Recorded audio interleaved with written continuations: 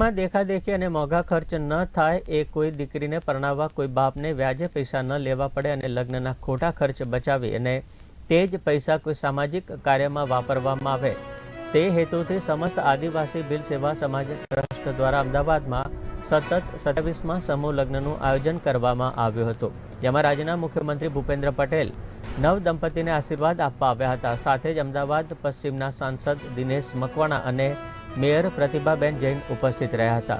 સમસ્ત આદિવાસી ભીલ સમાજ દ્વારા યુવક યુવતીના લગ્નમાં બાપના મોંઘવારીનો ભોગ ન બને અને ખોટા ખર્ચા અટકાવી શકાય તે હેતુથી દર વર્ષે આવી રીતે આયોજન કરવામાં આવે છે। તો સમૂહ લગ્નમાં દીકરીઓને સમાજ દ્વારા કરિયાવરમાં ઘર વખરી સહિત વિવિધ વસ્તુઓની ભેટ પણ આપવામાં આવી હતી।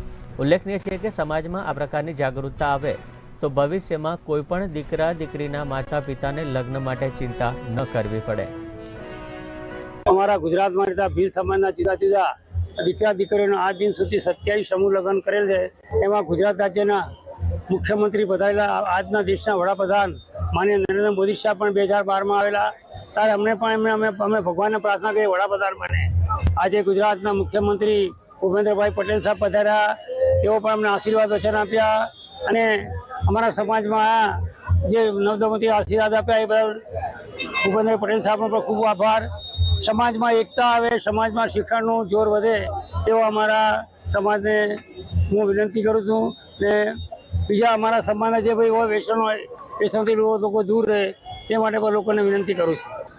આજના આદિવાસી ભીલ સમાજના સમૂહ લગ્નમાં 27મો સમૂહ લગ્ન આ સમાજ દ્વારા ઉજવાઈ રહ્યો છે।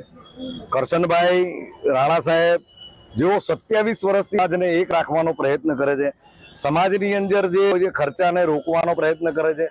કરશનભાઈ ફક્ત આ સંસ્થા દ્વારા સમૂહ લગ્ન નહીં પરંતુ સમાજ ઉત્થાનના અનેક કાર્યો કરે છે।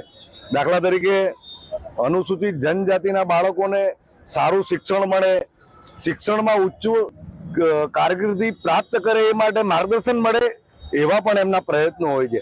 આજે એમના કાર્યક્રમમાં ગુજરાત સરકારના અનુસૂચિત જનજાતિના અધિકારીઓ પણ હાજર છે। આખો સમાજ એ કરશનભાઈની રાહ ઉપર 27 વર્ષથી ચાલે છે। અમે ભગવાનને પ્રાર્થના કરીએ કે અનુસૂચિત જનજાતિ સમાજના ઉત્થાન માટે કરશનભાઈ અને એમની ટીમ સંસ્થા દ્વારા ભગીરથ પ્રયત્ન કરે છે। ગુજરાત સરકારના મુખ્યમંત્રી પણ આજે અહીં હાજર હતા।